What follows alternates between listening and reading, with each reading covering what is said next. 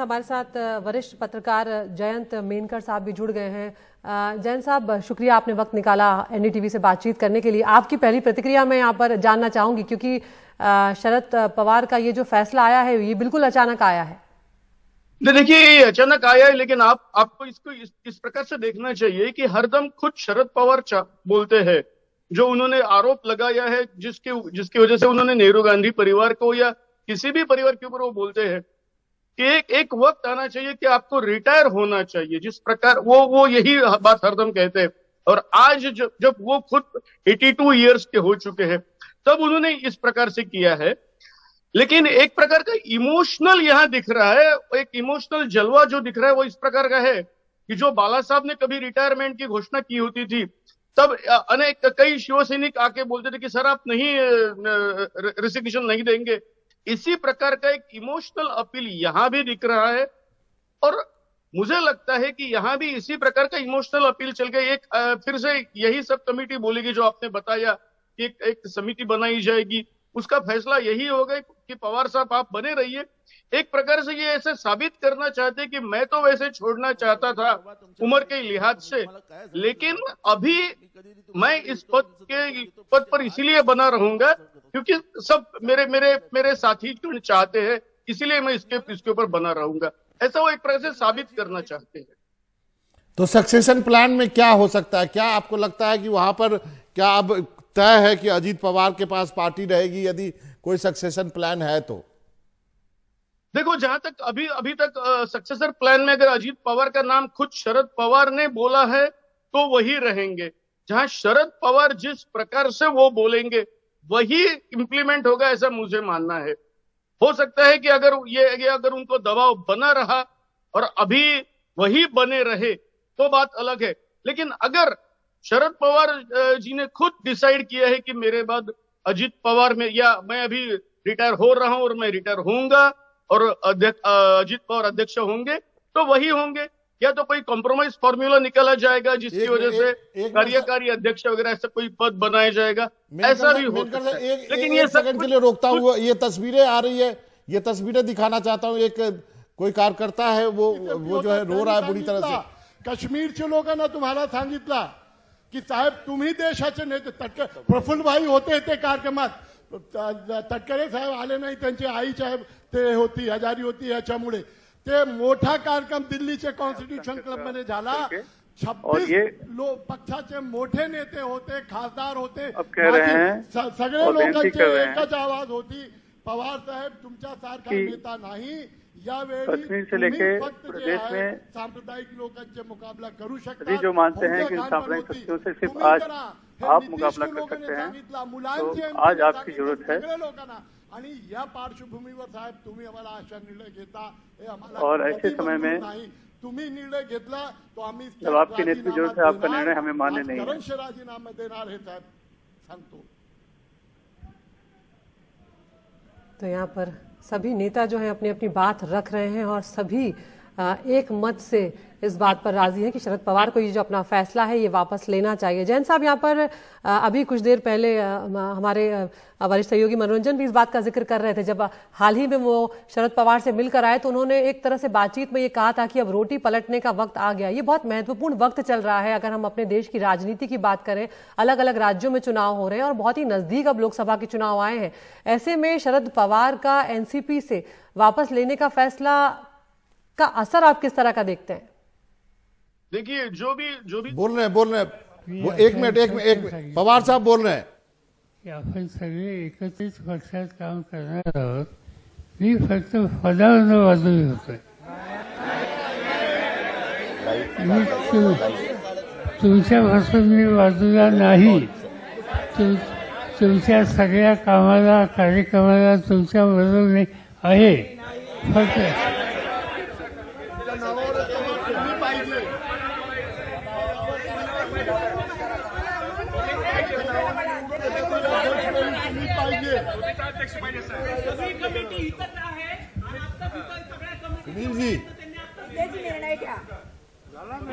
कि मैं कोई पार्टी छोड़कर नहीं जा रहा हूँ या पार्टी से अलग नहीं हो रहा हूँ।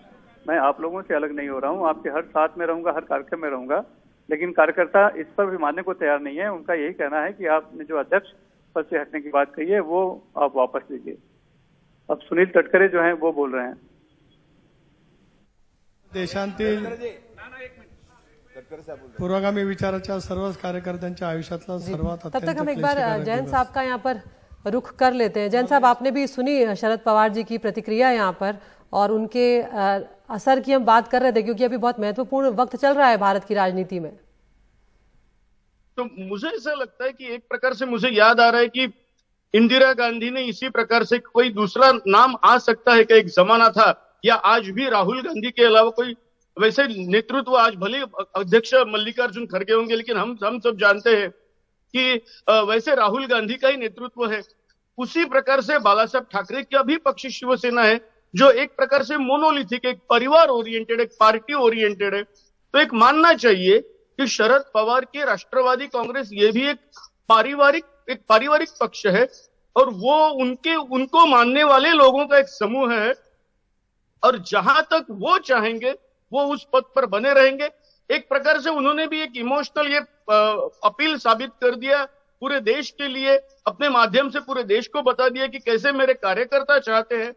हालांकि अब वो अजीत पवार को उस पद पर बिठाएंगे या सुप्रिया अपनी बेटी को लाएंगे, ये सभी उनके ऊपर है।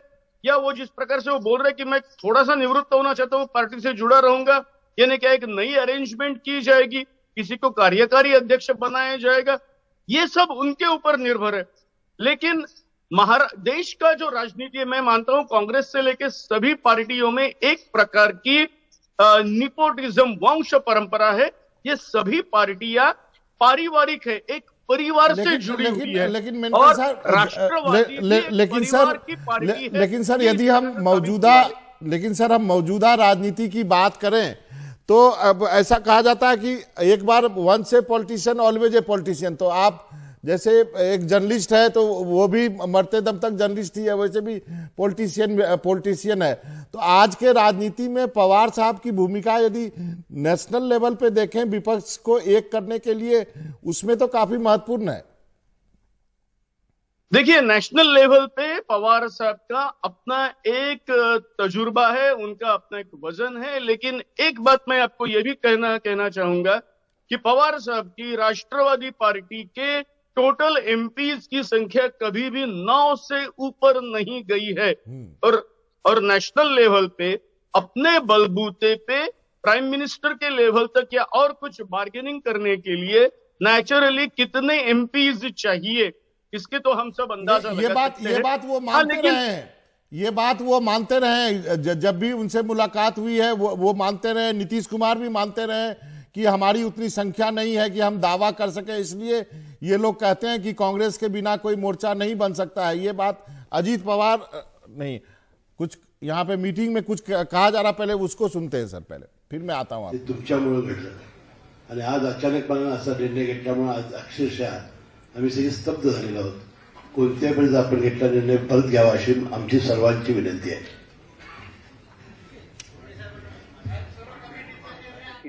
अब दिलीप वलसे पाटिल जो पूर्व गृह मंत्री हैं वो बोल रहे हैं। साहेब, आज आपण हा जो निर्णय घेतलेला आहे, हा निर्णय महाराष्ट्रातल्या देशातल्या कुठल्याही कार्यकर्त्याला, आम्हाला सुद्धा, किसी भी कार्यकर्ता को हमें भी मंजूर नहीं है। आपण गोरगरिबांच्यासाठी सुनील जी मैं आपसे एक सवाल पूछना चाहता हूं। हाल के जो घटनाक्रम है, हम और आप लगातार बातचीत करते रहे हैं इस बारे में, क्या आपको लग रहा था कि कुछ ऐसा होने वाला है कि एक आवाज तो जरूर दिखाई दे रहा था जो अजीत पवार जी की जो विधानमंडल में जो बैठक कुछ विधायकों के साथ हुई थी, उस समय से लेकर के आज तक के घटनाक्रम को यदि आप जोड़े, उसकी कड़ियां जोड़े सुनील जी?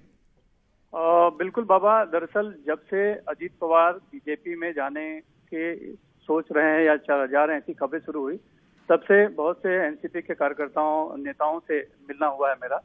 खास करके जब चेंबूर के सम्मेलन में जिस दिन से शरद पवार ने कहा कि रोटी को बदलना चाहिए वरना वो जल जाती है, तो रोटी बदलने का वक्त आ गया। दरअसल उसी दिन से एक संकेत मिलना शुरू हो गया था कि वो पार्टी की अपनी जिम्मेदारी से हटना चाहते हैं, यानी अध्यक्ष पद से हटना चाहते हैं, नए नेतृत्व को मौका देना चाहते हैं।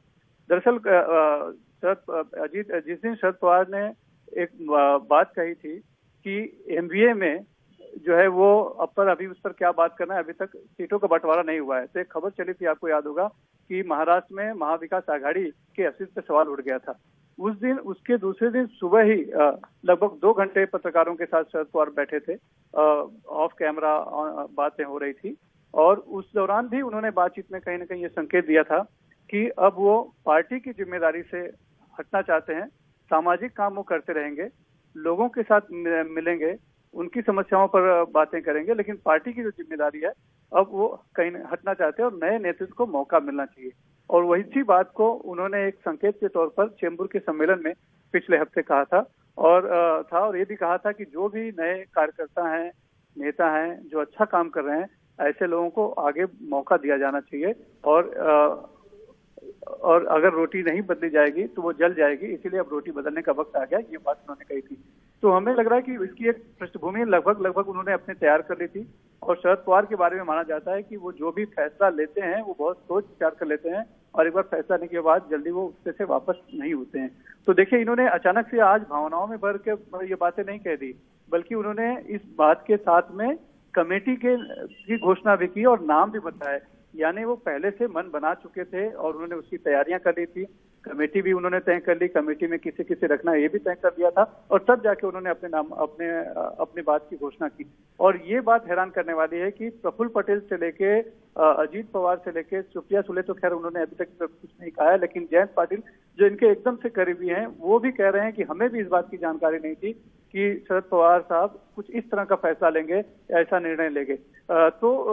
बिल्कुल ये हो सकता है कि शरद पवार ने सिर्फ अपने तक चीजों को सीमित रखा, क्योंकि उन्हें पता होगा कि हो सकता है कि अगर मैं अचानक हटूंगा तो कार्यकर्ता कितना तैयार होंगे, पार्टी का क्या होगा। इसीलिए उन्होंने एक सामूहिक नेतृत्व के हिसाब से समिति की घोषणा की, कमेटी की घोषणा की, और उसमें सभी बड़े नेताओं को उन्होंने रखा है जो इस बारे में फैसला लेंगे।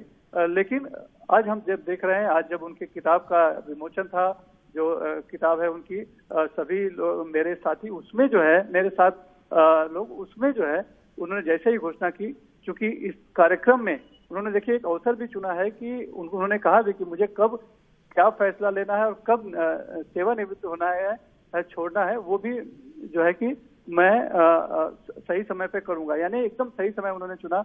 पार्टी के सभी बड़े नेता, विधायक, सांसद, कार्यकर्ता सभी एक साथ उस हॉल में मौजूद थे, और उसी हॉल में उन्होंने उस किताब विमोचन के कार्यक्रम में इस तरह की बात, और इतनी बड़ी बात उन्होंने रख दी कि पूरी पार्टी उनकी एक तरह से हिल चुकी है, कार्यकर्ता स्तब्ध हैं। कितने कार्यकर्ताओं को हमने देखा कि वो उनके आंसू गिर रहे हैं, रो रहे हैं, यहाँ तक कि जयंत पाटिल जो पार्टी के महाराष्ट्र इकाई के अध्यक्ष हैं वो ठीक से बोल भी नहीं पा रहे हैं, एकदम शरद पवार के बगल में बैठे हैं वो उनकी बाईं तरफ, लेकिन वो इतने भावुक हो गए कि अभी भी वो बोल नहीं पा रहे, आंसू पोंछ रहे हैं। सभी कार्यकर्ता कहीं न कहीं हम देख रहे हैं कि एकदम से स्तब्ध महसूस हो रहे हैं, एकदम से टूट चुके हैं। अब सबको यही लग रहा है कि पवार साहब नहीं रहेंगे तो पार्टी का क्या होगा, उनके भविष्य का क्या होगा, क्योंकि शरद पवार ही एकमात्र ऐसे शख्स हैं जो इस पूरी पार्टी को जोड़कर उन्होंने रखा हुआ। आपको याद होगा साल 2019 का, जबकि सुबह सुबह इस किताब में भी उल्लेख किया गया है कि सबने देखा अचानक से कि अजीत पवार राजभवन में जाकर देवेंद्र फडणवीस के साथ उप मुख्यमंत्री की पद की शपथ ले रहे हैं। तभी सबको लगा था कि पार्टी यहीं पर टूट गई है और शरद पवार और अजीत पवार के साथ बड़ी संख्या में विधायक गए होंगे, लेकिन कुल मिलाकर लगभग 10 के करीबी विधायक उनके साथ गए थे, और वो भी विधायक शरद पवार के फोन करने के बाद सभी शाम तक वापस आ चुके थे, और वो जो एक तरह से अजीत पवार की बगावत थी वो असफल हो गई थी, कामयाब नहीं हो पाई थी, और पार्टी जो है वो शरद पवार के साथ ही रही। तो पार्टी जो है, एनसीपी, कार्यकर्ता, नेता सभी शरद पवार के साथ हैं। अजीत पवार इस पूरे पार्टी में लोकप्रिय जरूर हैं, उनकी जो अपनी स्टाइल है काम करने की, एक दबंग की जो छवि है, और लोगों का काम भी करते हैं। ऐसे मेहनत के तौर पर देखा जाए तो अजीत पवार सबसे मेहनती नेताओं में माने जाते हैं। सुबह वो 7 से 8 बजे तक कार्यालय में चले जाते हैं जहां उनका कार्यक्रम होता है, और लगातार वो काम करते रहते हैं, और उनके पास कार्यकर्ता आते हैं, भीड़ होती है, और काम भी वो लोगों को करके देते हैं। और वो काम करने के लिए मंत्री को भी फोन करने से सीधे नहीं हिचकिचाते, मुख्यमंत्री को भी फोन करने से नहीं हिचकिचाते, उप मुख्यमंत्री को भी फोन करने से नहीं हिचकिचाते। और सुनील, इसीलिए ये जो बात आप बता रहे हैं कि अजित पवार कर्मठ हैं अपने कामकाज को लेकर, तो ये इसीलिए ये सवाल भी उठेगा कि क्या अब सीधे ये माना जाए कि शरद पवार जो है वो एनसीपी की कमान अजित पवार को सौंपने जा रहे हैं। यहाँ पर हमारे साथ वरिष्ठ पत्रकार जयंत मयंकर जी जो हैं वो जुड़े हुए हैं। जयंत साहब, यहाँ पर जिस तरह की पिछले दिनों की महाराष्ट्र की राजनीति चल रही, खासकर अजित पवार की बगावत की अटकलें जो हैं वो किसी से छुपी नहीं हुई हैं। ऐसे में महाराष्ट्र की राजनीति के लिए अगर हम बात करें महाविकास आघाड़ी के लिए, शरद पवार का ये जो फैसला है वो कितना मायने रख रहा है? देखिए, मुझे लगता है कि वो तो डेफिनेटली जब तक शरद पवार फिजिकली वहां मौजूद है, वैसे वो उन्होंने अगर फैसला कर ही लिया है कि मैं छोड़ दूंगा, तो मुझे लगता है 2002 में जिस प्रकार से बाला साहब होते हुए उद्धव ठाकरे को एग्जीक्यूटिव प्रेसिडेंट करके बनाया गया था, ऐसा कोई एक कॉम्प्रोमाइज फॉर्मूला भी निकाला जा सकता है ताकि जो शरद पवार चाहते हैं कि मेरा उत्तराधिकारी कौन हो वो भी पक्का फिक्स हो जाएगा और कार्यकर्ता की भी बात मानी जाएगी। ऐसे दोनों भी एक ऐसा पर्याय लाने की कोशिश हो सकती है, क्योंकि जितना मैं भी अभी आपके साथ देख रहा हूं, करीब करीब आधे घंटे से ये जो चल रहा है, जयंत पाटिल से लेके सब लोग रो रहे हैं, तो मुझे लगता है हो सकता है कि ऐसा एक फॉर्मूला निकाला जाए कि सर आपको जो चाहिए वो असिस्टेंट मिल जाएगा। जिस प्रकार से ये जो मराठी में जिसको बोलते हैं, आपने रोटी कहा, हम लोग मराठी में उसको भाकरी बोलते हैं, और भाकरी फिरवणे, दैट इज रोटी घुमाना।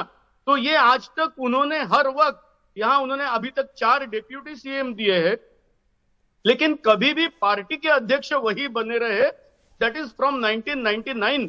तो ये पहली बार वो पार्टी के अध्यक्ष भी बदल रहे, मैं ये बदलूंगा, ऐसा उनका जो कहना है। अब ये हो सकता है कि इसमें से कॉम्प्रोमाइज फॉर्मूला निकालने की कोशिश हो सकती है कि आप किसी को एग्जीक्यूटिव प्रेसिडेंट ऐसा कुछ जो शिवसेना ने किया था उसी प्रकार से करो, जिसको आप उत्तराधिकारी बनाना चाहते हैं। लेकिन ये सब कुछ वही शरद पवार जी के ऊपर निर्भर है। और जो मैंने बात वही कही थी कि चाहे कांग्रेस रहे, चाहे राष्ट्रवादी रहे, चाहे शिवसेना रहे, आपकी बात पूरे भारत की सभी पार्टियां एक पारिवारिक ओरिएंटेड है। जी, ये आपकी बात सही है सर, लेकिन यहाँ पे जो स्थिति है, वो शिवसेना से थोड़ी सी यहाँ पे जो स्थिति है, यहाँ पे सुप्रिया सुले का रोल क्या देखते हैं, पॉलिटिकल रोल क्या देखते हैं आप? यदि ये तय होता है कि अजीत पवार को यदि कमान दी जाए एनसीपी की, तो अजीत पवार कुछ कह रहे हैं, पहले वो सुनते हैं सर। आताही पाहतात सगळ्या वडीलधाऱ्यांनी पण साहेबांच्यावर जीवाभावाची साथ देणाऱ्यांचं सगळ्यांचं ऐकलं। तुम्ही एक गैरसमज करून घेताय की पवार साहेब अध्यक्ष नाही म्हणजे पक्षामध्ये नाही अशातला भागच येत नाही। आज काँग्रेसमध्ये अध्यक्ष खरगे, पण काँग्रेस चालली सुनील जी हैं, तो त्याच्यामुळं पवार साहेबांच्या आत्ताचा वयाचा विचार करता साहेबांशी आणि सगळ्यांशी चर्चा करून हेल्थ के विचार नवीन नेतृत्वाकडे आपण जी जबाबदारी देऊ पाहतोय, ते नेतृत्व साहेबांच्या मार्गदर्शनाखाली पार्टीचं काम करेल। शेवटी साहेब पार्टी हे तर काही येडागबाळांनी पण सांगायचं कारण नाही। त्याच्यामुळं आपण जे सारखं सांगताय, आता पवार साहेबांनी तो निर्णय घेतलेला आहे। पवार साहेब लोकशाहीमध्ये जनतेचा ऐकत असतात, हेही मी बघितलेलं गेले वर्ष। आणि ह्या संदर्भामध्ये साहेबच आपण यायचं, ते चव्हाण प्रतिष्ठानला यायचं, सिल्वर ओकला यायचं, किंवा आणखीन कुठं काही कार्यक्रम असतील तर साहेब आपल्याला वेळोवेळी मार्गदर्शन करणार आहेत। उद्याच्याला पार्टीचा अध्यक्ष जो होईल तो पवार साहेबांच्याच मार्गदर्शनाखाली काम। सोहित, आप बता सकते हैं अजीत पवार क्या कर रहे हैं, यदि आप उनको सुन पा रहे हैं तो? उनके मार्गदर्शन में बिल्कुल बाबा, देखिए एक अहम बात जो यहाँ पर अजीत पवार ने कही वो ये कहा कि पहले तो उन्होंने ये कार्यकर्ताओं को शांत करने के लिए कहा। उन्होंने कहा कि देखिए शरद पवार ने क्या तय किया, शरद पवार ने तय किया कि वो पार्टी के अध्यक्ष नहीं बने रहेंगे। आप इसका ये मतलब न समझिए कि वो पार्टी के साथ नहीं रहेंगे। हालांकि अजीत पवार ये भी कह रहे हैं कि शरद पवार को अपने इस फैसले को एक बार फिर से उस पर विचार करना चाहिए। लेकिन एक चीज़ जो उन्होंने कहा कि आप कांग्रेस में देखिए, भले ही उसके अध्यक्ष कोई और हो, कांग्रेस चलाती सोनिया गांधी हैं। ऐसे ही एनसीपी जब तक शरद पवार हैं, एनसीपी को शरद पवार ही चलाएंगे। और ये कहकर कहीं ना कहीं लोगों को शांत करने की कोशिश यहाँ पर अजित पवार कर रहे हैं, क्योंकि पिछले 1 से 1.5 घंटा हो चुका है बाबा, हम लगातार यही देख रहे हैं कि शरद पवार ने ऐलान किया और उसके बाद जितने कार्यकर्ता, जितने लोग हैं, बाबा छगन भुजबल बाहर गए थे, हमारे सामने गए थे, उन्हें नहीं लगा था शायद ऐसा कुछ होगा, कुछ काम से गए थे। जैसे ही उन्हें पता चला दूसरे रास्ते से दौड़ कर आए और जाकर वो भी शरद पवार से मिले। और भी कई सारे जो नेता हैं, विधायक हैं, सांसद हैं, कार्यकर्ता हैं, जितने लोग अंदर मौजूद हैं, हर कोई मिलकर उनसे यही कह रहा है बार बार कि आपको अपने फैसले को फिर से बदलना होगा। और लगभग हर किसी को हमने यहाँ पर रोते हुए देखा, वो चाहे प्रतिभा पवार हो जो शरद पवार की बीवी हैं, जयंत पाटिल हो जो कि महाराष्ट्र के एनसीपी के अध्यक्ष हैं, प्रफुल्ल पटेल हो, राजेश टोपे हो, या और भी कई सारे नेता हों, हर किसी की आंखों में आंसू था। अभी अजित पवार सबसे वही बातचीत कर रहे हैं और कह रहे हैं कि आप कह रहे हैं वो बात सही है।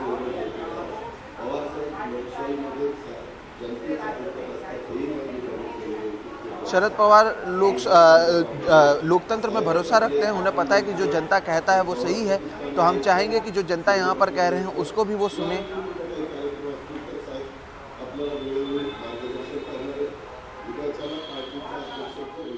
आज आपण सगळे आलो पुस्तकाच्या प्रकाशनाच्या निमित्तानं आणि एकदम भाषणामध्ये साहेबांनी साधारण आढावा 1 मे 1960 पासून घेत संपवला आणि एकदम सांगितला। ये भी देखिए कि ये बात कर कौन रहे हैं, अजित पवार कर रहे हैं जो खुद एक बड़े कंटेंडर हैं इस पद के लिए। ये सवाल हमेशा से अजित पवार और सुप्रिया सुले के बीच में उठता रहा है कि शरद पवार के बाद कौन इसे लीड करेगा। और अब अजित पवार एक तरफ लोगों को शांत कर रहे हैं, लेकिन दूसरी तरफ यही कह रहे हैं कि आगे जाके जो कुछ भी होगा वो शरद पवार के ही नेतृत्व में होगा। अगर कोई और अध्यक्ष भी बनता है तो शरद पवार के ही मार्गदर्शन में बनता है। अब तक हम देख रहे थे किस तरह से अलग अलग नेता शरद पवार को मना रहे हैं कि नहीं आप इसे कंटिन्यू करिए, लेकिन अजित पवार कहीं ना कहीं अपने भाषण के जरिए एक कदम और आगे बढ़ रहे हैं। ये एक एग्जाम्पल दिया उन्होंने कि किस तरह में कांग्रेस में सोनिया गांधी ही तय करती हैं कि भले अध्यक्ष कोई भी हो, इसी तरह से एनसीपी में चाहे अध्यक्ष कोई भी हो, आखिरी फैसला शरद पवार का होगा। जो अध्यक्ष बनेगा वो उनके मार्गदर्शन में काम करेगा। इस तरह की जो बातें हैं वो अजित पवार करते हुए नजर आ रहे हैं। 1 से 1.5 घंटा हो चुका है बाबा, लगभग 1.5 घंटे से ज़्यादा का समय हो चुका है जब उन्होंने ये फैसला किया था अदिति, और लेकिन तब से लेकर अभी तक उन्हें मनाने का दौर जारी है। और सवाल यही है कि शरद पवार के बाद एनसीपी का भविष्य क्या होगा, क्योंकि उस पर बहुत सारी चीज़ें निर्भर करेंगी। शरद पवार दिल्ली में विपक्ष को एकत्रित कर रहे हैं, महाराष्ट्र में यहाँ कुछ होता है, उद्धव ठाकरे चले जाते हैं उनके घर पर, बाद में वो जाकर राहुल गांधी से मिलते हैं, या तमाम छगन भुजबल जो है वो वापस लौट कर आ गए। यानी कि इस बात का जरा सा भी अंदाजा किसी को भी शरद पवार ने होने नहीं दिया कि वो इतना बड़ा फैसला यहाँ पर लेने जा रहे हैं। और साथ ही यहाँ पर वो जो समिति की बात कर रहे हैं सोहित, मतलब कि शरद पवार पूरी तैयारी जो है उनके जहन में लंबे वक्त से चल रही थी इसको लेकर।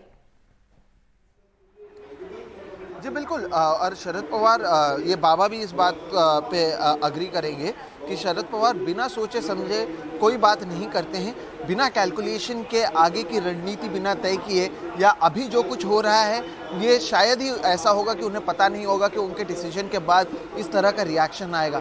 इन सारी चीज़ों का कैलकुलेशन उन्होंने किया होगा। दूसरी बात भी आप बिल्कुल सही कह रहे हैं कि किसी को इसकी भनक नहीं लगने दी गई थी। जिस तरह से यहाँ पर लोगों का रिएक्शन है उससे भी ये समझ में आता है। और इससे कहीं ना कहीं इसके टाइमिंग को भी आप देखिए, 2 हफ्ते पहले एनसीपी के भविष्य को लेकर सवाल उठ रहा था, लेकिन तब चीज़ें कुछ और थी कि अजित पवार एनसीपी में रहेंगे नहीं रहेंगे, या एनसीपी के कुछ लोगों को लेकर कहीं और जाएंगे। लेकिन अब इससे बहुत आगे एक अलग तरफ ये जो पूरी एनसीपी की चर्चा थी वो चली गई है। अब एनसीपी का ही भविष्य क्या होगा ये देखना अहम होगा। शायद बाबा से भी शायद चर्चा में शरद पवार ने ये बात कही होगी। यहाँ पर भी बातचीत करते हुए शरद पवार ने कहा था बाबा की एनसीपी से जिसे निकलना है वो निकल जाए, लेकिन एनसीपी महाविकास आघाड़ी का हिस्सा रहेगी और महाविकास आघाड़ी के साथ ही वो आगामी चुनाव लड़ेगी, जिसे जाना है वो जाए। लेकिन अब क्योंकि वो खुद कह रहे हैं कि मैं अध्यक्ष नहीं रहूंगा। जिस दिन मैं मिला था और मेरे नोटबुक में मैंने लिखा हुआ था ये सारी चीजें, जिसमें उन्होंने कहा था कि अघाड़ी है और अघाड़ी रहेगा और हम मिलके अघाड़ी का चुनाव लड़ेंगे। ये बात मैंने उस दिन नोट की थी कि कौन सी बात ऑन रिकॉर्ड है। दर्शकों को बताइए कि आपकी शरद पवार से पिछले हफ्ते क्या बातचीत हुई है। देखिए, मेरी शरद पवार से जो फ्राइडे को बातचीत हुई थी, मैं उनसे मिलने गया था। मैंने लिखा हुआ अपने नोटबुक में कि रोटी पलटने का टाइम आ गया है, नहीं पलटे तो जल जाएगी। मैंने उनको बोला था कि आपका ये कहने का क्या मतलब है, तो उन्होंने बोला था कि मुझे कि नहीं, मैं इसको मैं यूथ एनसीपी के संदर्भ में कहा था। वहां पर एज जो है लोगों के 40 प्लस हो गए हैं, जबकि 30 से नीचे, 30 के और उससे नीचे के लोग होना चाहिए, तो मैंने उसके बारे में कहा था। मैंने उनसे ये पूछा था क्या अघाड़ी है, उन्होंने कहा था अघाड़ी है। क्या आप 7 चुनाव लड़ेंगे, बोला हाँ हम 7 चुनाव लड़ेंगे। फिर मैंने उनसे पूछा कि यदि 16 विधायक डिस्क्वालीफाई होते हैं, जैसा कि चर्चा चल रही है इस सरकार की, तो क्या स्थिति बनती है, क्या अघाड़ी ट्राई करेगा सरकार बनाने का। उन्होंने कहा नहीं, उनके पास नंबर हैं और वो जो है वो हम इसमें झंझट में नहीं पड़ेंगे, थोड़े दिनों के लिए सरकार बनाने के लिए। मनोरंजन, यहाँ पे विजय चोरमारे साहब भी हमारे साथ जुड़े हुए इंतजार कर रहे हैं। वो विजय जी, शुक्रिया, आपको इंतजार करना पड़ा, लेकिन यहाँ पर आपकी भी पहली प्रतिक्रिया अब हम जानना चाहेंगे, क्योंकि महाराष्ट्र की राजनीति पर आप बारीकी से नजर बनाए हुए हैं। हम उनसे फिर से जुड़ने की कोशिश करेंगे सोहित, लेकिन इस वक्त काफी दिलचस्प वहां पर नजारा बना हुआ है, क्योंकि शरद पवार को कोई वहां से जाने नहीं दे रहा है। मंच पर ज्यादा से ज्यादा लोग आ गए, जितने भी लोग वहां पर थे वो सब वहीं मौजूद हैं और सब एक एक करके विनती कर रहे हैं, एक एक करके सबको मौका दिया जा रहा है कि अपनी बात रखें और शरद पवार को मनाएं ताकि वो अपना फैसला वापस लें। बिल्कुल अदिति, और देखिए ये काफ़ी अहम होगा, क्योंकि शरद पवार आखिर क्या डिसीजन लेते हैं।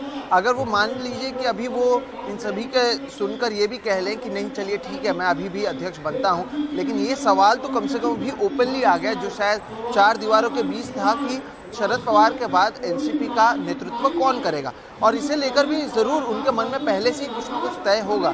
बाबा, आज सुबह से अदिति, हम लोग आज सुबह से ये जो किताब आज उनकी रिलीज हो रही है उसके पॉइंटर्स हम ग्रुप में भी भेज रहे हैं, और उसमें एक दिलचस्प बात उन्होंने ये भी लिखी है कि 2014 में और 2019 में एनसीपी में कुछ लोग थे जो चाहते थे कि एनसीपी बीजेपी के साथ सरकार बनाए और वो कांग्रेस के साथ ना जाए या महाविकास आघाड़ी के साथ ना जाए। हमने देखा किस तरह से 2019 में भी 3 दिन की एक सरकार बनी थी बीजेपी के साथ, या अभी भी हाल ही में किस तरह से चीज़ें हो रही थी।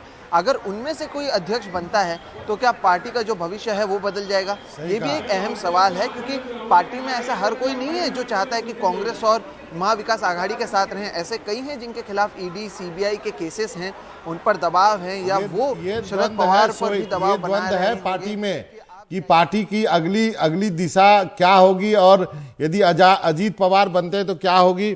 विजय चोरमारे साहब हमारे साथ जुड़ गए हैं। सर, आपकी प्रतिक्रिया पहले की, क्या आपको लग रहा था कि आज का दिन इस ढंग से होगा एक जर्नलिस्ट के लिए?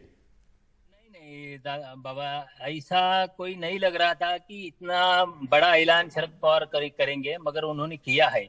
मगर मुझे लगता है आज के इस ऐलान में उन्होंने एक ये बात की है कि आपने जिसका जिक्र किया कुछ दिन पहले, उन्होंने रोटी पलटने की बात की थी। मुझे लगता है रोटी पलटने की शुरुआत उन्होंने खुद से शुरुआत की है, और इसके आगे पार्टी में बड़े फेरबदल हो सकते हैं। दूसरी बात ये ध्यान में रखनी चाहिए कि उन्होंने एनसीपी का अध्यक्ष पद छोड़ने की बात की है, उन्होंने राजनीति से कोई अलग होने की बात नहीं की है, क्योंकि उनका राज्यसभा का जो कार्यकाल है और 3 साल है, और राज्यसभा का कार्यकाल रहने की वजह से वो दिल्ली की पॉलिटिक्स में ही सक्रिय रह सकते हैं, महाराष्ट्र के पॉलिटिक्स में भी सक्रिय रह सकते हैं। अगर अगला कोई प्रेसिडेंट बन सकता है पार्टी का, तो उनका वो अगला प्रेसिडेंट उनके उनके हिसाब से ही काम करेगा, उनके नेतृत्व में काम करेगा। तो मुझे लगता है आज का जो ऐलान है ये सिर्फ एनसीपी का अध्यक्ष पद छोड़ने का ऐलान है, इससे मुझे कोई ज्यादा वो राजनीति। विजय सर, फिर ये सवाल यहाँ ये उठता है कि अध्यक्ष पद यदि आप छोड़ेंगे तो किसको बनाएंगे? 2 हैं वहां पे नाम, अजीत पवार भी हैं और सुप्रिया भी हैं। एक बात क्लियर है बाबा इसमें कि नेशनल पॉलिटिक्स जो है तो नेशनल पॉलिटिक्स सुप्रिया सुले देखेगी और स्टेट का पॉलिटिक्स अजीत पवार देखेंगे। ये पिछले कई सालों से चलते आ रहा है, और मुझे लगता है कि पार्टी की अगली नेशनल प्रेसिडेंट सुप्रिया सुले बनेगी। विजय जी, आपने बहुत दिलचस्प बात यहाँ पर छेड़ दी है कि आप सेंटर की जो राजनीति है, जब भी शरद पवार कुछ करते हैं तो वो बहुत सोच समझकर कदम बढ़ाते हैं आगे, मंझे वो राजनेता हैं। क्या इसके पीछे कोई रणनीति हो सकती है, क्योंकि अब लोकसभा के चुनाव भी बहुत नजदीक आ रहे हैं? लोकसभा के चुनाव नजदीक आ रहे, ये बात तो है ही, मगर पार्टी में जो पिछले कुछ दिनों से अंदरूनी कुछ चर्चाएं चल रहे हैं, अंदरूनी मतभेद की बातें उभर के आ रहे हैं, ये देखते हुए शरद पवार ने ये नाट्य ढंग से फैसला लिया है कि वो अपने हाथों से जो कोई फेरबदल करने हैं, पार्टी में नए लोगों को लाना है, ये सब वो अपनी निगरानी में करना चाहते हैं। मुझे लगता है ये खुद से शुरुआत करके शरद पवार जी ने ये बात आगे ली कि जो रोटी पलटने की बात की थी वो खुद से शुरू किए, क्योंकि ये उनके साथ उन्होंने अपने साथ ये बात शुरू किए। मगर देखिए एनसीपी में 1999 में जब राष्ट्रवादी पार्टी बनी थी, तब जो चेहरे, जो नेतागण, जो मंत्री उस वक्त शरद पवार जी ने उनको सत्ता में लाया था, 23-24 साल हो गए, वही बहुत सारे नेता आज भी पार्टी के शीर्ष पोजीशन में है। जो मंत्रिमंडल बना था, मंत्रिपरिषद, उन्होंने में वही थे, आज भी वही नेता है। वो रोटी पलटने की बात इसी हिसाब से की थी कि पार्टी के जो फादर बॉडी है उसमें भी कुछ वो उलटफेर कर सके, युवकों को, जो युवा बॉडी है, युवा बॉडी को आगे ला सके। मुझे लगता है उसकी शुरुआत उन्होंने अपने खुद से की है। विजय जी, आपने एक बात कही कि पार्टी का राष्ट्रीय अध्यक्ष जो है, क्या सुप्रिया सुले हो सकती है? ये सिर्फ मुझे लगता है दूसरा कोई नाम नहीं हो सकता सुप्रिया सुले के सिवा, क्योंकि अजीत पवार जी ने बार बार कहा दिया कि मुझे नेशनल पॉलिटिक्स में इंटरेस्ट नहीं है। उन्हें जब कोई नेशनल इश्यू पे प्रतिक्रिया पूछता है पत्रकार, तब भी वो बताते हैं कि उसके बारे में हमारे अध्यक्ष या प्रफुल्ल पटेल जी या सुप्रिया सुले जी बताएंगे, स्टेट के बारे में मुझे बताइए। अजीत पवार महाराष्ट्र की राजनीति देखेंगे, क्योंकि राष्ट्रवादी पार्टी पूरा जो ताकत है वो महाराष्ट्र में है, और महाराष्ट्र में पार्टी की ताकत रहेगी तो वो देश में ताकत रहेगी। तो मुझे लगता है नेशनल पॉलिटिक्स सुप्रिया सुले देखेगी, और अगर ये पवार साहब का फैसला कायम रहेगा तो अगले अध्यक्ष सुप्रिया सुले रहेगी नेशनल प्रेसिडेंट। नेशनल पॉलिटिक्स तक तो ठीक है, लेकिन जब आप पार्टी के अध्यक्ष बनाए जाते हैं तो आप उससे जुड़े तमाम फैसलों में फिर आपकी अध्यक्षता होती है, अध्यक्ष फैसले लेता है, और उसमें फिर जो राज्य के फैसले हैं वो भी प्रभावित होंगे। तो क्या वो अजित पवार को बर्दाश्त होगा? उनकी बगावत की अटकलें तो पहले से ही चल रही है, हम देख ही रहे हैं पिछले कुछ दिनों से क्या कुछ चल रहा है महाराष्ट्र की राजनीति में। नहीं, जो उनकी तरफ से, जो उनके बारे में पिछले कई दिनों से जो चर्चा चल रहे थे, वो बगावत के सिवा मुझे लगता है वो एक नई जगह ढूंढ रहे थे। क्योंकि पवार साहब ने पहले सोहित ने मुझे बताया, मुझे लगता है सोहित ने बताया और बाबा जी ने जिसका जिक्र किया कि एनसीपी में दो पार्टी के अंदर दो विचार प्रवाह है। एक वो 2019 में जब विधानसभा का इलेक्शन के रिजल्ट आए तब भी सामने आए थे, पार्टी के मंच पे आए थे अंदरूनी मीटिंग में, कि एक धड़ा चाहता था कि बीजेपी के साथ जाएंगे, दूसरा धड़ा चाहता था कि बीजेपी के साथ नहीं जाएंगे। तो मुझे लगता है वो विचार प्रवाह आज भी है, मगर शरद पवार ने आज जो निर्णय लिया है वो निर्णय लेके वो जो विचार प्रवाह था बीजेपी के साथ जाने का, उसका रास्ता रोक लिया है। सोहित हमारे साथ है। सोहित, आपने सुना बाबा, ये बात तो सही है, विजय चोरमारे साहब को सुना, उन्होंने कहा कि नेशनल लेवल की पॉलिटिक्स सुप्रिया करेंगी, स्टेट लेवल की पॉलिटिक्स अजीत दादा करेंगे। बाबा ये सही है, ये हो भी सकता है, लेकिन इसमें एक जो बड़ी दिक्कत ये होगी कि सुप्रिया सुले के ग्राउंड लेवल पर कंट्रोल कितना है, कितने कार्यकर्ता उनके कंट्रोल में हैं, कितने एमएलए उनके कंट्रोल में हैं। आप नेशनल पॉलिटिक्स तब कर सकेंगे जब नेशनल लेवल पर आप उतने बड़े पैमाने पर एमपीज को ले जाएं, या नेशनल लेवल पर आपकी उतनी ताकत हो। अभी तो एक ऐसा समय है जब हमने देखा पिछले कुछ हफ्ते पहले एनसीपी की जो नेशनल पॉलिटिकल पार्टी की जो स्टेटस थी वो भी चली गई है। तो एक ऐसे समय में अगर सुप्रिया सुले पहुंचती हैं या उनको बनाया जाता है तो क्या वो एक्सेप्टेंस लेवल रहता है, या अगर 2024 में जिस लोकसभा चुनाव की हम बात कर रहे हैं, शरद पवार ने 2019 में थोड़े, अगर 2014 से कंपेयर करें तो चीज़ें बदली थी। अब 2024 के लिए ये कहा जा रहा है कि महाविकास आघाड़ी के लिए महाराष्ट्र में एक काफ़ी अच्छा बेस मौजूद है, और इसलिए एनसीपी को तोड़ने की बात की जा रही थी। लेकिन अगर सुप्रिया सुले को बनाया जाता है तो क्या वो जो बेस है वो एनसीपी का वोटर ठीक उसी तरह से वोट देगा या वो वोट बदलेगा? क्योंकि अगर किसी एक को बनाया जाता है तो दूसरा जो वाकई ग्राउंड लेवल पर ताकतवर है बाबा, वो डैमेज कर सकता है पार्टी को। अगर पार्टी डैमेज होता है तो नहीं, अच्छा देखिए, इसको मैं दूसरे ढंग से रिफ्रेज करता हूँ। नेशनल लेवल पे जो लोगों से बातचीत करनी होगी, दिल्ली में जो जिन नेताओं से, जिन पॉलिटिकल पार्टी से बात करनी होगी, उसमें सुप्रिया सुले ज्यादा। विजय चोरमारे साहब कुछ कहना चाहते, पहले आप कह लीजिए फिर मैं सोहित को बोलता हूं। शरद पवार की आज जो जगह बनी है वो आज नहीं बनी है। 1991 से वो कोशिश कर रहे हैं नेशनल पॉलिटिक्स में पैर जमाने की। तब जाके जब मनमोहन सिंह की सरकार में उन्हें कृषि मंत्रालय मिल गया, उन्हें नरसिंह राव की सरकार में वो संरक्षण मंत्री पदवी मिल गया था, मगर तब भी उनका नेशनल लेवल पे इमेज बनने के लिए बहुत साल जाने लगे। पिछले 10-15 साल से शरद पवार नेशनल पॉलिटिक्स में अहम व्यक्ति माने जा रहे हैं। मुझे लगता है सुप्रिया सुले के लिए अच्छी बात यह है कि शुरुआत ही उन्होंने नेशनल पॉलिटिक्स में की है और अपने काम से लोकसभा में दिए जो उन्होंने कुछ काम किया है उससे अपनी खुद की पहचान बना ली है। अगर प्रेसिडेंट बना दी जाते तो अच्छा काम कर सकते। जो शरद पवार के नेशनल लेवल के लीडर्स के साथ रिश्ते हैं वो उनके भी वैसे रिश्ते, मुझे लगता है वो उनके पास पावर आने से वो पार्टी को आगे ले जा सकती है। विजय जी, आपकी बात को लेकर मैं वापस सोहित के पास जाऊंगी। सोहित, यही सवाल मैं उठा रही हूँ कि अगर सुप्रिया सुले नेशनल पॉलिटिक्स करती हैं और अगर अजित पवार जो है वो स्टेट की पॉलिटिक्स करते हैं, जब पार्टी से जुड़े फैसले होंगे तो वो पार्टी अध्यक्ष के होंगे, और अगर उस मामले में सुप्रिया सुले को अपर हैंड रहता है तो वहां पर अजित पवार और सुप्रिया सुले का जो क्लैश है वो टकराएगा, वो टकराव सामने आएगा। जी बिल्कुल, और ये अदिति नया टकराव नहीं है, ये टकराव काफी समय से चल रहा है। कौन शरद पवार के बाद ज्यादा ताकतवर है, इसे लेकर सवाल उठाया जाता है। इसका एक उदाहरण देना चाहता हूं। अब तक बाबा जो वज्रमूठ के रैलियां हो रही थी, कल मुंबई में हुई, इससे पहले जो 2 रैलियां हुई, एक छत्रपति संभाजी नगर में और एक नागपुर में, दोनों जगहों पर आखिरी भाषण उद्धव ठाकरे ने बीच में मंच पर दिया, बाकी सब नेता एक किनारे पर रहकर बात कर रहे थे।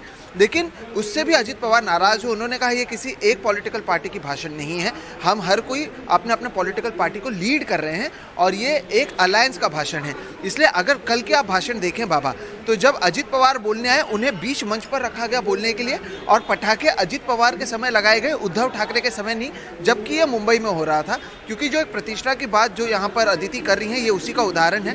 क्योंकि अजित पवार के पास वो कंट्रोल है, रूरल लेवल पर उतना कंट्रोल है, और अगर अध्यक्ष कोई और बनता है तो एक बार फिर से कहीं ना कहीं पार्टी के अंदर एक संदेश ऐसा जाएगा कि सुप्रिया सुले अजित पवार से ज़्यादा सीनियर हैं, क्योंकि अध्यक्ष वो हैं, अध्यक्ष अजित पवार नहीं है। और एक बार फिर से जो ये ईगो का इशू है, तो चलिए ये अब इसका मतलब सोहित, पहले भी हमने देखा अब सोहित इसमें ये देखना होगा पवार साहब का राजनीतिक कौशल एक बार फिर से यहाँ पे देखा जाएगा कि वो कैसे दोनों में बैलेंस करते हैं। जिस बात के लिए शरद पवार जाने जाते हैं पॉलिटिकल बैलेंसिंग एक्ट को लेकर के, तो वो कैसे बैलेंस करते हैं यही देखना होगा। मनोरंजन जयंत साहब भी बैठे हुए हैं। जयंत साहब, आप भी सुन रहे हैं ये पूरा डिस्कशन जो विजय चोरमोरे साहब बोल रहे हैं और जो सोहित बोल रहे हैं कि किस तरह का टकराव होगा, किसको नेशनल पॉलिटिक्स में डाला जाएगा, किसको। तो इस पर आपका क्या मत है और किस तरह की स्थिति आप देखते हैं अगर दोनों में बैलेंस स्थापित करना होगा, अजित पवार और सुप्रिया सुले में? तो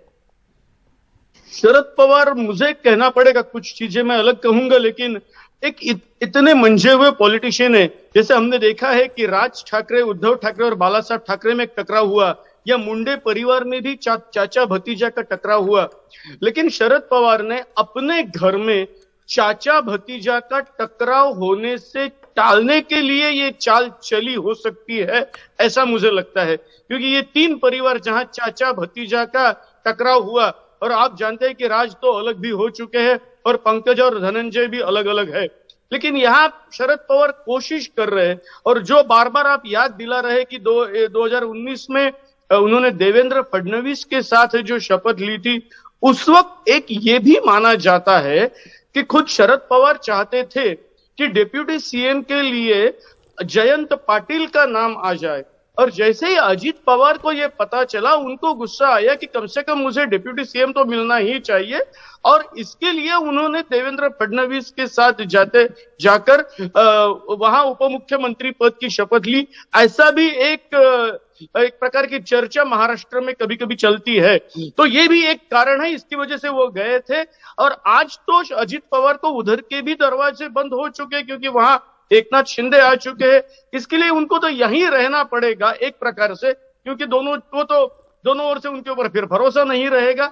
और दूसरी बात, ये दोनों में जो टसल होगी, जैसा बोला जाता है, क्योंकि राहुल गांधी से सुप्रिया कई बार हमने देखा है कि वो लोकसभा में, राज्यसभा में जो कोऑर्डिनेशन उनका रहता है वो उस प्रकार से रहता है। तो इसके लिए नेशनल लेवल का पॉलिटिक्स वो संभालेगी और स्टेट लेवल का अजित पवार संभालेंगे। हालांकि 9 एमपीज होते हुए नेशनल लेवल पे कितना इंपॉर्टेंस राष्ट्रवादी रखती है, इसके लिए एक बहुत बड़ा प्रश्न है। राष्ट्रवादी का बेस ये महाराष्ट्र आजकल की राजनीति ऐसी हो गई है जयंत सर, आजकल की राजनीति ऐसी हो गई है कि हर एक दोस्त जरूरी होता है। वो जो कहा जाता है ना, हर एक दोस्त जरूरी है, उसी तरह की राजनीति है। अब एक एक व्यक्ति जो है आज के दिन जरूरी है। और 3 एमपीज के ऊपर भी एक मिनिस्टर मिल जाती है, मैं आपकी बात मानता हूं, लेकिन ये राष्ट्रवादी जो है वो महाराष्ट्र के 3-4 जिले के ऊपर निर्भर है। और ये भी आपका कहना बिल्कुल सही है कि इस परिवार में 1999 से जो आदमी उनके साथ थे वो आज भी है। एक प्रकार से मुझे लगता है कि वो रोटी घुमाई है, और रोटी घुमाते घुमाते चाचा भतीजा में टकराव नहीं है, और अपनी बेटी को इंपॉर्टेंस मिले, अपना हेयर खुद, हमारे वारिसदार कौन होंगे ये भी खुद शरद पवार नियुक्त करेंगे, ऐसी एक मंझी हुई राजनीति उन्होंने खेली है। देखिए सुप्रिया, हम देख रहे हैं, तो हो सकता है वो भी कुछ कहेगी।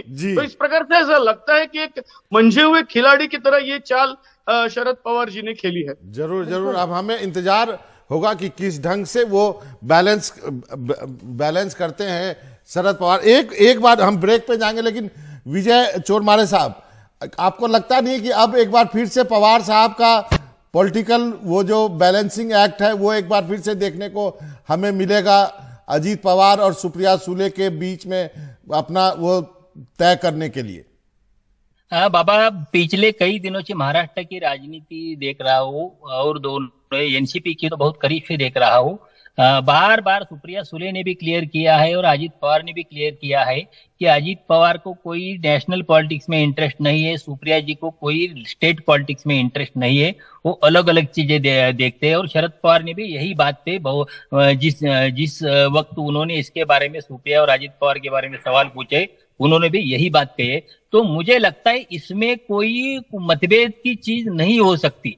और अजीत पवार महाराष्ट्र के पार्टी के चीफ होने से उनका रुतबा कम नहीं हो सकता, क्योंकि पूरी पार्टी ही अगर national Congress party national party बन जाएगी अगले कुछ दिनों में, अगले कुछ महीनों, तब भी उनकी सारी ताकत महाराष्ट्र में भी होगी। इसलिए महाराष्ट्र की पार्टी की ताकत वही नेशनल की पार्टी की ताकत रहेगी। और मुझे लगता है सुप्रिया सुले नेशनल पॉलिटिक्स में अच्छा जो अपना कंट्रीब्यूशन है वो दे सकती है। जी, आपने सही कहा।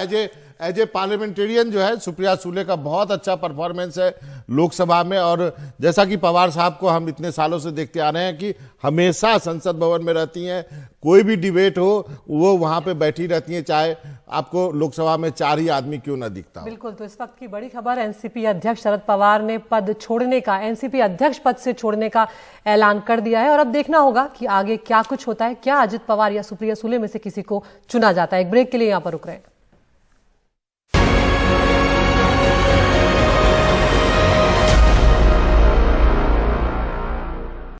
तो ये आप सीधी तस्वीरें यहाँ पर देख रहे हैं। शरद पवार उस कार्यक्रम से बाहर अब निकल गए हैं, अपने घर की तरफ वो निकल गए हैं। अब यहाँ पर एनसीपी के कार्यकर्ता नेता जो है वो भी बाहर जाते हुए, तो बड़ा एक ऐलान इस कार्यक्रम में शरद पवार ने कर दिया। उन्होंने सीधे एनसीपी अध्यक्ष पद छोड़ने की बात कह दी। अपनी बात कहते कहते उन्होंने बीच में इस ऐलान को रखा जो सबके लिए चौंकाने वाला था, और उसके बाद काफी देर तक उनको मनाने का सिलसिला जारी रहा। तमाम नेताओं ने अपनी बात रखी, चाहे वो चंद्रकांत पाटिल हो, चाहे वो दूसरे नेता हो एनसीपी के, उन्हें मनाने की कोशिश की कि वो तुरंत अपना फैसला वापस लें। लेकिन फिलहाल तो शरद पवार नहीं माने, और देखते क्या कुछ होता है और सुनते हैं क्या कह रहे हैं नेता। Trying to convince Sharad Pawar to be the president, but no decision taken by him yet. What is the next step that is going to happen? And first of all, this was something that no one, at least at the moment when the event was happening, expected. See, none of us expected this. It came as a big surprise to all of us. You can see the outpour of emotion that is happening. All of us, including me and everybody in NCP who was present here, we have, kind of requested, we are pleading to Honorable President Mr. Sharad Pawar to take back a decision. But you have to understand that he takes a decision which is well thought about. और आप सुन रहे हैं कि शोहित बात कर रहे थे अब एक एनसीपी के नेता से, वो बता रहे थे कि किसी को मालूम नहीं था। सुनील सिंह हमारे साथ, हमारे सहयोगी जुड़ गए। सुनील जी, अब आपने बताया कि शरद पवार जो है वो अपने घर के लिए निकल चुके हैं, और क्या एनसीपी के नेता उनके साथ उनके घर गए? देखिए, दोपहर का वक्त है, सुबह में शरद भोजन भी नहीं किया था, लिहाजा कि उन्हें भोजन करना है इस बात पर कार्यकर्ताओं को समझाया गया, और फिर शरद पवार अब जो है अपनी पत्नी प्रतिभा पवार के साथ घर के लिए रवाना। तो कि वहाँ पर ब्रिज कैंडी में, वहाँ पर उनका घर है, वहाँ जाएंगे, वो खाना खाएंगे, थोड़ा देर आराम करेंगे, जैसा कि प्रफुल्ल पटेल ने बताया। उसके बाद सभी जो बड़े नेता हैं पार्टी के, प्रफुल्ल पटेल से जयंत पाटिल, छगन भुजबल, दिलीप वलसे पाटिल, वो सभी वहाँ पर जाएंगे, चर्चा करेंगे, और प्रफुल्ल पटेल ने कार्यकर्ताओं को भरोसा दिलाया है कि हम पूरी कोशिश करेंगे कि जो कार्यकर्ताओं की भावना है वही भावना हमारी है कि पवार साहब अपना फैसला वापस लें। हालांकि लगभग 2 घंटे हो चुके हैं, कार्यकर्ता लगातार दबाव बनाए हुए थे, वहाँ पर धरना भी दे रहे थे, लेकिन और सभी बड़े नेता भी साथ में थे। सभी ने विनती की, हाथ जोड़कर विनती की, उसमें कितने लोग रो भी रहे थे, लेकिन शरद पवार ने बात नहीं मानी, और अभी भी वो अपने फैसले पर अड़िग हैं। उन्हें पार्टी के अध्यक्ष नहीं संभालेंगे जी। लेकिन एक बात उन्होंने जो कही वो ये कि पार्टी के अध्यक्ष पद नहीं संभालने का मतलब ये नहीं है कि वो पार्टी से अलग हो रहे हैं, वो पार्टी के साथ हैं, पार्टी के कार्यकर्ताओं के साथ हैं। लेकिन उन्होंने समिति बनाई गई है, जो अजीत पवार ने इसके पहले कहा था कि समिति बनाई गई है, वो समिति अगले अध्यक्ष के बारे में निर्णय लेगी। वो समिति अभी जो निर्णय लेगी उसी पर आगे पवार साहब अपना फैसला सुनाएंगे। इसीलिए अब वो एक जो औपचारिकता है शायद वो निभाया जाएगा कि सभी नेता जाएंगे, व्यक्तिगत रूप से, निजी रूप से घर में उनसे मिलेंगे। क्योंकि अपनी आवाज भी ठीक कर लीजिए, तब तक हम यहाँ पर जैन साहब भी हमारे साथ बने हुए हैं, उनका रुख कर लेते हैं। जैन साहब, यहाँ पर एक फाइनल कमेंट आपसे चाहेंगे, आखिरी टिप्पणी कि आप किस तरह से यहाँ पर अब महाराष्ट्र की राजनीति को बढ़ते हुए देख रहे हैं। अगर शरद पवार जो है वो कदम पीछे ले रहे हैं, क्योंकि एक उम्र भी एक इसका फैक्टर होगा। किसी भी पारिवारिक पार्टी में जो ड्रामा होता है, जब चेंज ऑफ गार्ड हो जाता है, उसी प्रकार का ये फैमिली ड्रामा हो रहा है। और ये फैमिली ड्रामे में से वही निकलेगा जो शरद पवार को मंजूर होगा। अगर शरद पवार चाहेंगे कि वो सुप्रिया पवार को अपनी बेटी को कमान दी जाएगी तो वो उनको दी जाएगी।